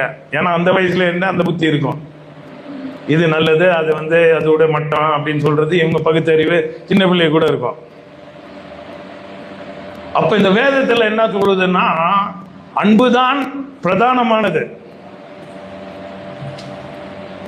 அப்ப அந்த அன்பினுடைய குணம் அந்த 1 கொரிந்தியர் 13 போட்டிருக்கு, சினமடையாது. போட்டிருக்கா இல்லையா? 10-13 குணாதிசயங்கள் அடங்கி இருக்கிறது தான் சினமடையாது, தாழ்மையா இருக்கும், பொறுமையா இருக்கும். அப்படி இருந்து விட்டோம்னா எங்க சண்டை வரும்? அருமையான அதையும் படிச்சிருங்க சார். நீங்க 1 கொரிந்தியர் 13 இங்கே மட்டும் கேட்கறத வச்சு நீங்க வாழ முடியாது. நான் உண்மையா சொல்றேன். நான் வீட்டில் போயிட்டு கத்துக்கணும் இன்னும் ஆழமா, அதுதான் ஆர்வம். இங்க கேட்கறத மட்டும் கேட்டு போனீங்கன்னா இவ்வளவுதான் தெரியும். அங்க வீட்டில் உட்காந்து நீங்க இதெல்லாம் படிக்க ஆரம்பிச்சீங்கன்னா, நீங்களாம் படிக்கிறீங்களா பைபிள்? எவ்வளோ வாசிப்பா? ஒரு சாப்டர் வாசிப்பா, ஒரு வசனம் வாசிப்பா? சாப்டரா? நல்ல அல்ல, இந்த வசனம் இந்த மாதிரி போட்டுக்கிறாங்களா கேலண்டர்ல, ஒரு நாளைக்கு ஒரு வசனம், அதை ஞாபகப்படுத்திக்கிட்டு ஃபுல் நாள் 24 மணி நேரம் கற்றுக்குவாங்க. அப்படி வாழ்றவங்களும் இருக்காங்க. கிறிஸ்தவங்க துண்டா சாப்பிடுவாங்க, முழு பண்ணு சாப்பிட மாட்டாங்க, கால் பண்ணு கொஞ்சம் பண்ணு அதை சாப்பிட்டு பிழைக்கிறவங்க நிறைய பேர் இருக்கா. எப்படி பிழைப்பான்? எப்படி வாழுவான்? டாக்டர் என்ன சொல்றேன்னா, காய்கறியை சாப்பிடு, ஃப்ரூட்ஸை சாப்பிடு, நல்ல டயட்டை சாப்பிடு. இவன் சாப்பிட்றது அந்த பிஸ்கட்ல பொரி பிஸ்கட் மட்டும் சாப்பிட்டா உடம்பு சரியா இருக்குமா? கிறிஸ்தவத்திலையும் அதே பண்ணிடுவோம்ல. இத்தனை வசனம் குத்துக்கிறாரு, ஆனா படிக்கிறது ஒரே வசனம், இயேசு நல்லவர், அவ்வளவுதான். இயேசு நல்லவர் உங்ககிட்ட உனக்கு தெரியலையா ஒன்றும்? இயேசு நல்லவர்னு நியூ இயர்ல கொடுத்துருவான். இயேசு நல்லவர், இயேசு நல்லதை செய்வார். அவன் அதே வச்சுக்கிட்டு 365 நாளும் வாழ்ந்துடுறான். அவன் வாழ்க்கையை திருத்தணும் கூட அவன் நினைக்கல. வேதத்தில் முழு வாதத்தை படிச்சீங்கன்னா, நீங்க நேர்மையா இருங்க, உங்களுக்கு முன்னாடி நின்று அவர் போராடுவாருன்றது. அப்ப நீ நேர்மையா இருக்கிறத பத்தி பேச மாட்டான்.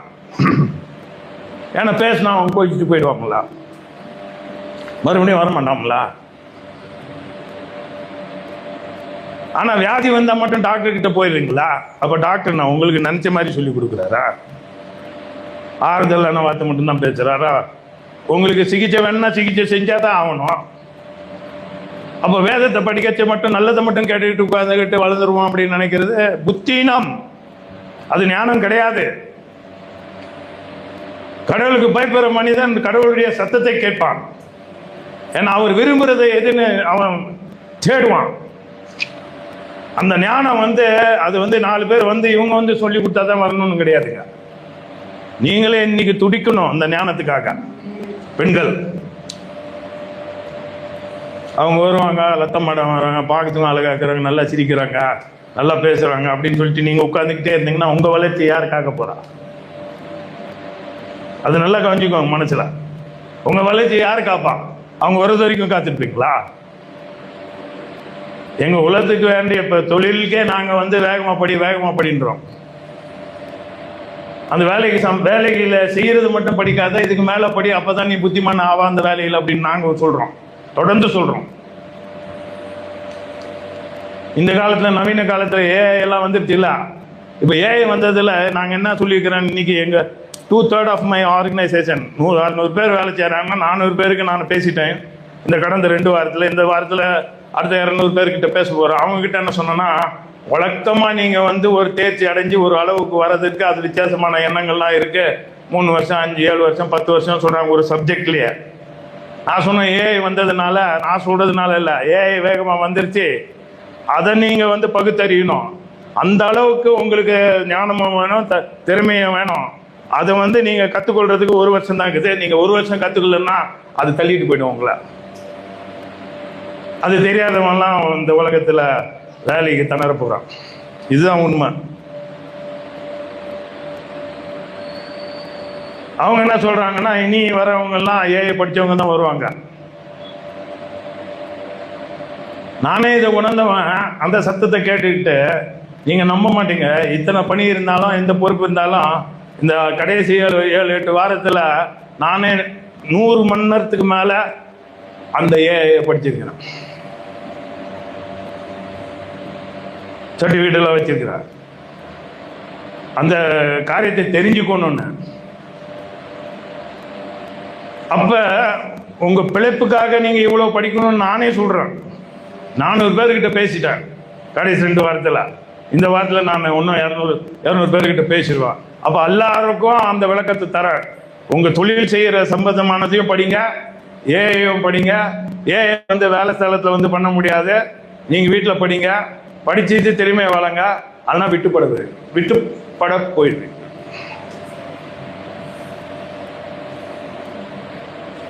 இதுதான் உண்மை. இல்லை அப்புறம் மெதுவாக வரும்னு கேட்டது நான் நிறைய கேட்டிருக்கேன்.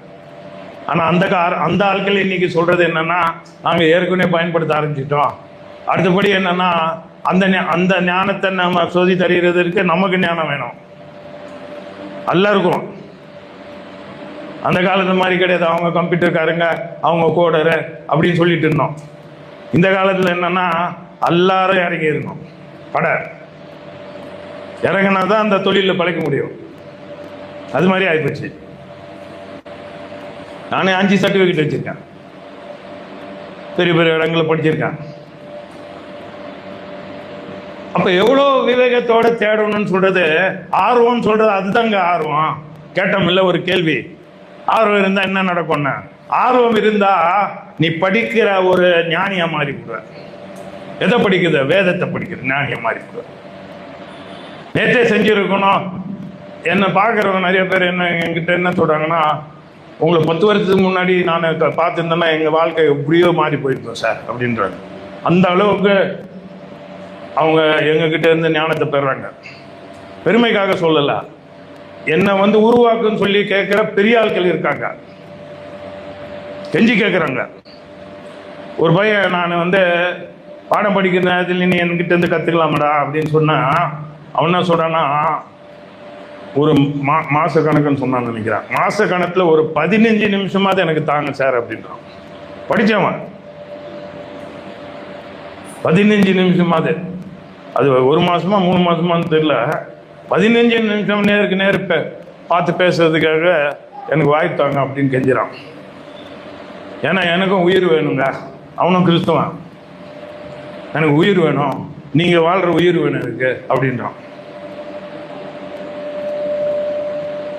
அப்போ கடவுள் உங்களை பயன்படுத்தணும். இந்த உலகத்துக்காக பிழைக்கிறது மட்டும் நம்ம வாழ்க்கை கிடையாதுங்க.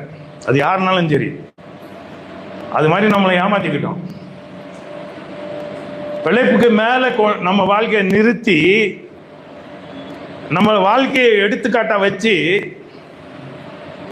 நம்ம வாழ்க்கையை நறுமணமாக வச்சு, அதன் மூலமாக சமுதாயம் சுவிச்சி அடையிறதுக்கோ நேர்மையை கண்டறியறதுக்கோ நம்மளை வந்து ஒரு டிராஃபிக் சிக்னல் மாதிரி வச்சுக்கிறார். புரியுதா நான் சொல்றது? இங்க போங்க, பொறுத்து போங்க, இங்க வேகமா போங்க, அதான டிராஃபிக் சிக்னல். இங்க போகாதீங்க, பொறுத்து போங்க, இங்க வேகமா போங்க. அது ஞானத்தை கொடுக்குது. யாரு? கார் ஓட்டுறவனுக்கு. அது மாதிரி எல்லாரும் வச்சிருக்காரு, அங்கங்க வச்சிருக்காரு. அப்ப அங்கங்க இருக்கிறதுக்கு இந்த பக்குவப்படுறதுக்கு தான் இது. இப்ப 4 கருத்தா அது 10 வருஷத்தை நம்ம ஆராய்ச்சி பார்த்தோம்னா என்ன சொல்லுதுன்னா, கடவுளுக்கு பயப்படுற பயம். ரெண்டாவது என்ன சொல்லுது பாருங்க, 2ஆம் அதிகாரத்துல, ஆனா 3ஆம் அதிகாரம் பாருங்க, 3ஆம் அதிகாரத்துல 13ஆம் வசனம், 3ஆம் அதிகாரம் 13 வசனம்.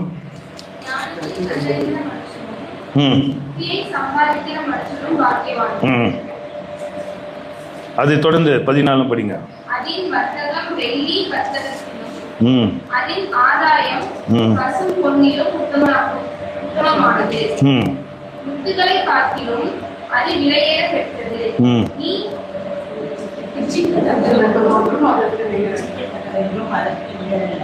சரி பாருங்க, இதுல என்ன சொல்லிக்கிறது, ஞானம் வந்து அவ்வளோ நமக்கு வேண்டியது. கரெக்டா? முத்துகளை பார்க்கிறதும் ஞானம் தேவைப்பா. புரியுதா? அதை வந்து சின்ன வயசுலேருந்து கற்றுக்கணும். நீங்கள் பிரதர் சிஸ்டரா இல்லையா? வேற குடும்பம்? அவ குடும்பம் எனக்கு தெரியும், பாஸ்டர் குடும்பம். யார் இருந்தாலும் சரி, இந்த ஞானத்தை தேடணும். ஞானத்தை கண்டறிகிற மனுஷனும் புத்தியை சம்பாதிக்கிற மனுஷனும் பாக்கியவான்கள். மற்றது இல்லைன்னா கூட பரவாயில்லைங்க, இது நம்ம வாழ்க்கையில் இருக்கணும். புத்தியை சம்பாதிக்கணும், அப்பதான் நமக்கு பாதுகாப்பா இருக்க முடியும். எது தவறு? ஆலோசனை சொல்றதுக்கு நிறைய பேர் இருப்பான். அந்த காலங்களையாவது எங்க வீட்டுல குடும்பங்கள்ல என்ன சொல்லுவாங்கன்னா, இந்த நேரத்துக்கு மேல வெளியே போகாதடா, இவங்க கூட சேராதடா அப்படின்னு சொல்லுவாங்க. அப்ப டெலிவிஷன் எல்லாம் கிடையாது. போன் பேசினாலும் அது ஒரு போன் தான் இருக்கும் ஒரு மூலையில. அதை நீ பயன்படுத்தினா எல்லாருக்கும் தெரியும். ஏன்னா மெயின் ரூம்ல இருக்கும், பெட்ரூம்ல இருக்காது. அப்ப அந்த காலங்கள்ல ஒரு பாதுகாப்பு ஏற்கனவே இருந்தது. இந்த காலத்துல எல்லா கதவும் திறந்து விட்ட மாதிரி ஆயிடுச்சு. நேரம் காலம் கிடையாது. நீ 6 மணிக்கு சொன்னா சிரிப்பான், ஏன்னா அவன் கையில வச்சுக்கிறான் நண்பன், தோழி, புத்திசாலி, ஞானம் இருக்கிறவங்க எல்லாம் கூட்டம் இருக்கு. அதான் இருக்கு, கழிவு பொருள் மாதிரி இருக்குது. இதுல பார்த்தாலே அருவருப்புக்கான காரியங்கள் தான் இதுல இருக்கு.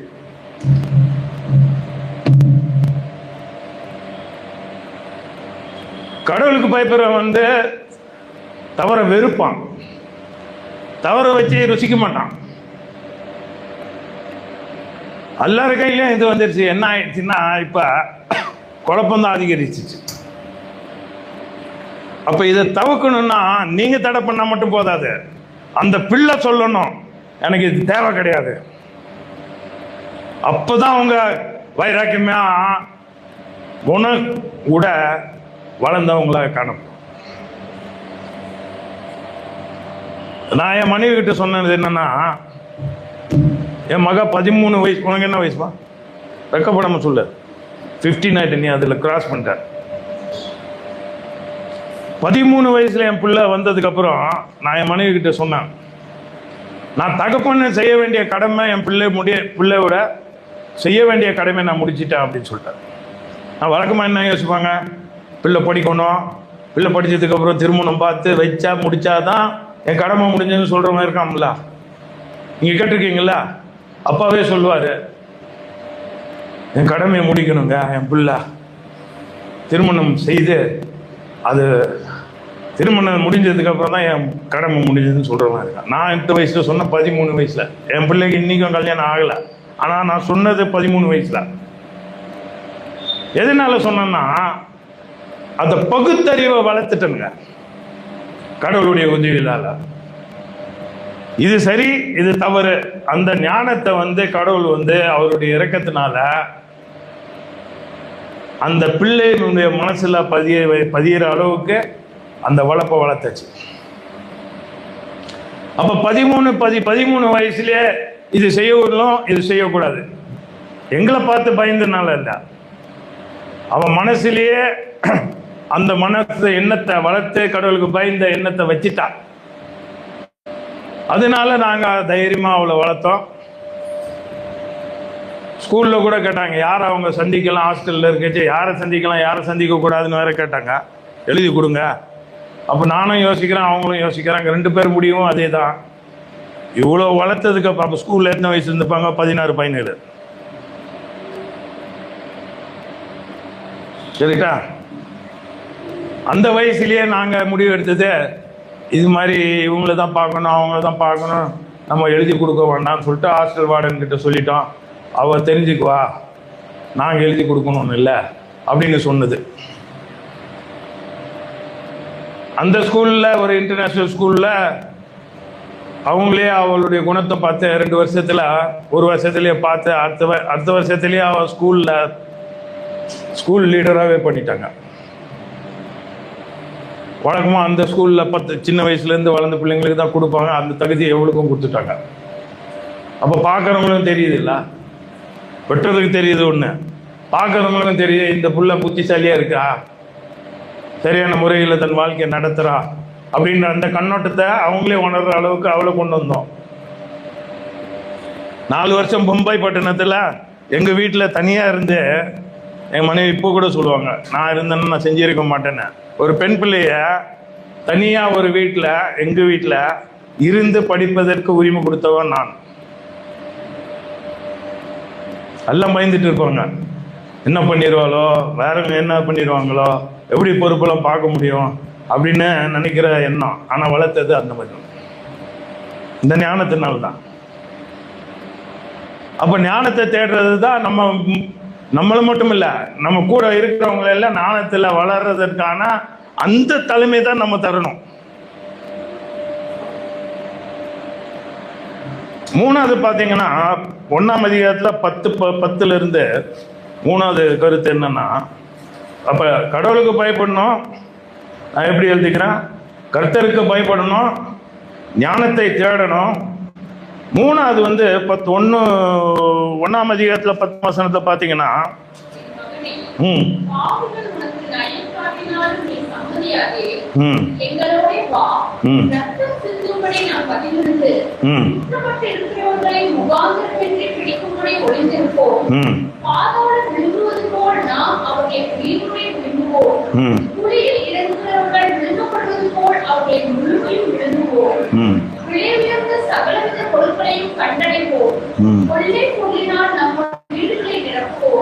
எங்களுடைய பங்காளியாயிரு, நாம் எல்லாருக்கும் ஒரே கை இருக்கும் என்று அவர்கள் சொல்வார்கள் ஆகியும், என் மகனே, நீ அவர்களோட வழி நடவாமல் உன் காலை அவர்கள் பாதைக்கு விளக்குவாயாக. அவர்கள் கால்கள் தீர்வு செய்ய ஓடி ரத்தம் சிந்த தீவிரிக்கிறது. எவ்வகையான பற்றியினாலும் சரி, அதன் கண்களுக்கு முன்பாக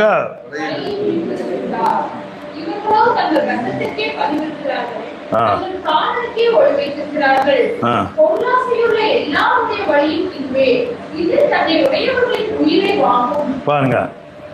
இப்ப என்ன செய்யணும்? ஞானத்தை தேடணும், தவற வெறுக்கணும், எல்லாம் பண்பு, கடவுளுக்கு பயப்படணும். சரியா? சரியா? ஞானத்தை தேடணும். 2வது. 3வது என்ன? பொல்லாப்புல இருந்தும் சோதனையில இருந்தும் விலகணும். அப்போதான் நீங்க வீரன் ஆக முடியும். நீங்க நினைப்பீங்க, இல்ல எல்லாத்தையும் நான் சாதிச்சிருவேன். இல்லைங்க, அப்படி ஒன்றும் சொல்லலை. பொல்லாங்க இருக்கு, அதுக்கு அழைக்கிறேன், நான் பக்கத்துல நிக்காத, அப்போதான் ஞானி நீ. அப்ப நீ கடவுளுக்கு பயப்படுறன்னா பொல்லாதுக்கான அழைப்புகள் நீ பக்கம் போகவே மாட்ட. போனா மாட்டிக்குவ, அதுல இருந்து வெளியே வர்றது கஷ்டம். நல்லா மனசை வச்சுக்கோ, வாழ்நாள் ஃபுல்லா வச்சுக்கோ மனசுல. இந்த தாடிக்காரனை பார்த்தேன், ஒரு இது மாதிரி சொன்னாரு, கிறிஸ்மஸ் தாத்தா மாதிரி இருக்கிறன்றாங்க.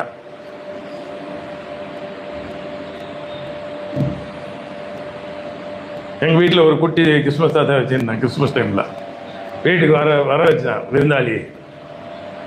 சார் உங்களை மாதிரியே இருக்கிறார் சார் அப்படின்றான். படம் எடுத்துட்டு போறான். அப்போ மனசுல நல்லா பஞ்சுக்கணும். நீங்க கிறிஸ்மஸ் தாத்தா மாதிரி ஒருத்தர் வந்தாரு எங்க சபைக்கு, அவர் இதெல்லாம் சொல்லிட்டு போனாரு. அப்போ பொல்லாங்க இருந்ததுன்னா அதை விட்டு வா. நாங்கள்லாம் அப்படிதான் வளர்ந்துருக்கோம். அந்த காலங்களில் இருந்த புல்லாங்கான ஃப்ரெண்ட்ஸ் எல்லாம் நாங்கள்லாம் விட்டுட்டோம். பக்கம் போல. அவன் நண்பன் தான், எனக்கும் நண்பன் தான், நல்லா அன்போடு தான் நாங்கள் இருந்தோம். ஆனால் அவனுடைய குணம் வேற, என் குணம் வேற, மாற்றிட்டாரு கடவுள். அவனுடைய பழகணும் தான். அவனே போயிட்டு நான் இன்னைக்கும் நண்பன் சொல்லியிருந்தேன்னா இந்த நிலையில் இருக்க மாட்டேன். ஏன்னா பழைய பாவத்துக்கு சோபம் வாசனை வந்துடும்.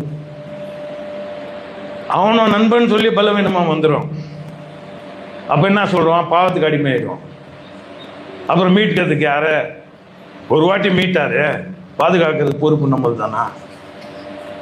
அதை மறந்துகிட்ட நம்ம என்ன வேணாலும் செஞ்சுக்கலாம், யாரோட இருந்துக்கலாம், என்னத்தை வேணாலும் யோசிக்கலாம் அப்படின்னா எல்லாம் நடக்காது. அதெல்லாம் அசுத்தம், அசுத்தம், அசுத்தம். தேவனுக்கு வெறுப்புத்தக்கதான காரியங்கள். நடுங்கணும், அதையே ஒட்டி வச்சு இருக்கக்கூடாது. அவங்க சொந்தக்காரனா கூட இருக்கலாம். என் கூட வேலை செஞ்சவனுக்கு சொந்தக்காரன் தான் அவனுக்கு குடிப்பழக்கத்தை உண்டு பண்ணாரு. 17 வயசுல 35 வருஷமா அடிமை இருந்தா குடிக்கு. யார் சொல்லி கொடுத்தா? அவங்க அங்கிள் மோசமா செய்யறோம்னா நான் ஒதுங்கிரு, பக்கத்துல போகாதா. ஏன்னா அந்த அண்ணல் தான். நான் ஒரு கேள்வி கேட்கிறப்பா, கெட்ட பழம் நல்ல பழம் தெரியுங்களா? அழுகுன பழம். கெட்ட பழம் தான் அழுகுன பழம், தெரியுமா இல்லையா? அழுகுன பழத்தை நல்ல பழத்து பக்கம் வச்சேன்னா என்ன ஆகும்? நல்ல பழம் கெட்டு போவான்.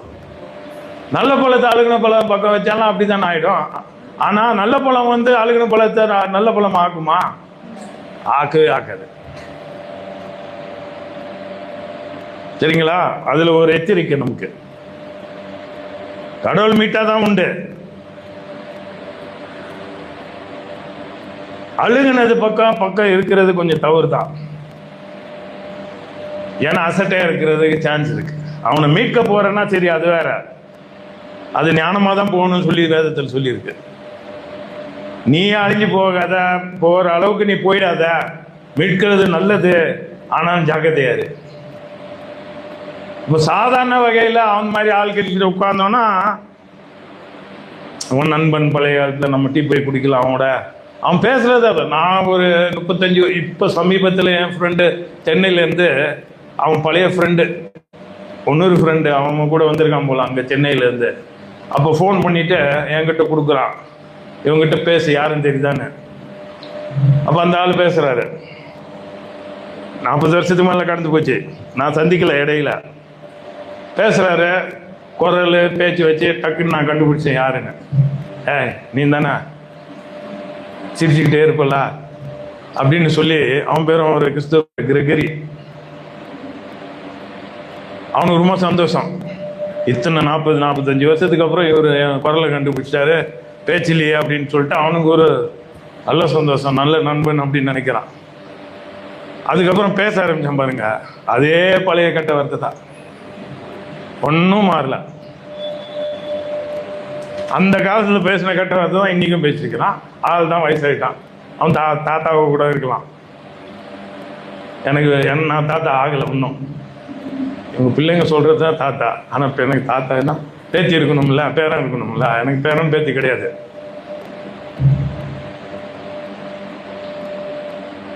இப்போ இந்த கருத்து என்ன சொல்லுது? பொல்லாங்கில் இருந்தோம், சோதனையில் இருந்தோம் விலகணும். இப்போ கடைசியில் பார்க்க போனோம்னா, நல்லொழுக்கத்தில் திடனாய் இருக்கணும். அதில் தான் நிலைத்து இருக்கணும். நல்லொழுக்கத்தில்.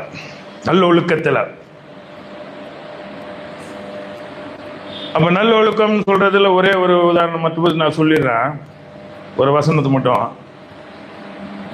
6ஆம் அதிகாரத்தில் பாருங்க,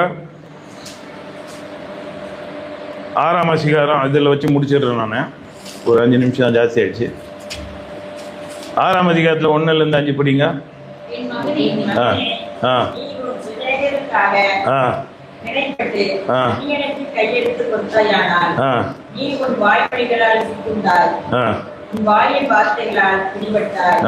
இப்பொழுது என் மகனே, சிநேகிதனுடைய கையில் நீ அகப்பட்டுக் கொண்டபடியால் நீ உன்னை தப்புவித்துக் கொள்ள செய்.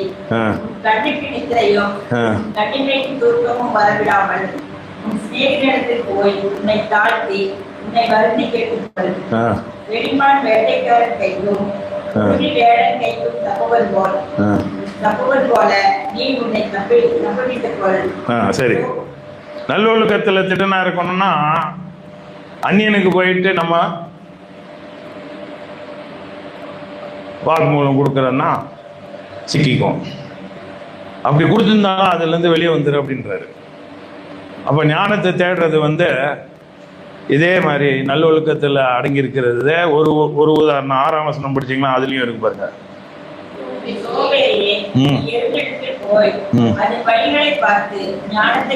பாருங்க, யாருக்கு சொல்லுது இது? சோம்பேறி. நான் யாருக்கிட்ட கேட்கணும் இப்போ கேள்வி? எத்தனை மணி நேரம் தூங்குற நீ? 5 மணி நேரம் தானா? நீ அவரை பார்த்து சொல்லாத, கரெக்டாக சொல்லு. 6 hours. நீமா இந்த பிள்ளைய பிடிச்சிட்டேன், இன்னைக்கு இவரை பிடிச்சிட்டேன். 8 hours. 8 hours தூங்கணும்னு தான் சொல்கிறாங்க. ஆனால் சோம்பேறியா நாளைக்கு செய்யலாம், இன்னைக்கு நாளைக்கு செய்யலாம், நாளைக்கு செய்யலாம்னு சொல்கிற மாதிரி கணக்கை வச்சுக்காதீங்க. எறும்பு கிட்ட இருந்து கற்றுக்கோங்க. நாங்களாம் எறும்பு கிட்ட கற்றுக்கிட்டோம். அதுக்கு கர்த்தரை நாங்கள் துதிக்கிறோம். அந்த எறும்பை உதாரணமாக வச்சு நம்ம வாழ்க்கையை மாற்றிறாரு. இன்னைக்கும் சுறுசுறுப்பாக தான் இருக்கிறோம். இந்த வேகத்தில் ஓட முடியாது, அந்த வேகத்தில் ஓட வைக்கிறாரு. இது இல்லை அது இல்லை, எத்தனையோ காரியம் செஞ்சுட்டு இருக்கிறோம். அதில் ஒரு சந்தோஷம் வருது. அப்போ கணித்தரும் மரம் மாதிரி மாற்றிட்டாரு. எத்தனையோ திட்டங்கள், எத்தனையோ காரியங்கள், எத்தனையோ நம்மளால முடியலன்னா சார் மாதிரி ஆட்களை பிடிச்சி அவங்கள போட்டு அவங்களையும் விரட்டுறது வேகமா. உண்மைதானா? இப்போ உங்க சபையை ஒரு 3 வருஷத்துல வேற மாதிரி ஆகி போச்சுல்ல. உண்மைதானப்பா? பாட்டு பாடிட்டு போட்டு இருந்தது இப்போ பாட்டு பாடிட்டு கம்பீரமா பல பேருக்கு சேவை செய்யற ஒரு பணியா போயிடுச்சுல்ல. உண்மைதானா? அந்த மாதிரி விரிவா இருக்கணும். அவர் இயேசு கிறிஸ்து பத்தி சொன்னதே அதுதானா? அவருக்கு தலை சாய்க்க கூட இடம் இல்லையா. பறவைகளுக்கு இடம் இருக்கான், நரிகளுக்கும் இடம் இருக்கான். அவருக்கு தலை சாய்க்க இடம் இல்லை. யாரு? அவரு தேவகுமாரன். அப்ப அவரை பின்பற்றோம் அதே மாதிரி தானே இருப்பான். அவன் சோம்பலாவா இருப்பான்? இருக்க மாட்டான். நீங்க 1 மணிக்கு சமையல் உட்காந்துக்கிறீங்களா? நைட்டு 10 மணி நேரம் இல்லை உட்காந்துக்கிறீங்களா? இத்தனை வருஷம் வாழ்ந்துக்கிறீங்களா? 1 மணிக்கு சமையல் செஞ்சுக்கிறீங்களா? நான்லாம் சமையல் முடிக்கிறேன் 1 மணி 2 மணி. அது மாதிரி நாங்கள் பண்ணி செஞ்சோம். அதனால தான் நல்ல ஒழுக்கத்தில் திடனா இருந்து நிலைத்திருக்கணும். அதுலேயே நிலைத்திருக்கணும். இதுதான் என் வாழ்வு, நீ எப்படி வேணா நீ வாழ்ந்துட்டு போ, என் வாழ்வு இப்படி தான் அப்படின்னு சொல்லிட்டு உறுதி எடுங்க. எடுத்துட்டியா வாழ்க்கையில்? என்ன சார் சின்ன பிள்ளை கிட்ட கேட்குறீங்க அப்படின்ட்டு? உனக்கு உன்னுடைய சின்ன வயசுலேருந்து நான் இந்த பாதையில் வந்துட்டு இருக்கிறேன். அதனால முடியாத காரியம்லாம் ஒன்றும் கிடையாது. முடிவு எடுக்கணும், ஆர்வத்தை காட்டணும், கடவுளுக்கு பயப்படணும், ஞானத்தில் வளரணும், ஒழுக்கத்தை வளர்க்கணும், தவறுலேருந்து விளக்கணும். கடவுள் நம்மளை ஆசீர்வதிப்பார்கள். ஆமென்.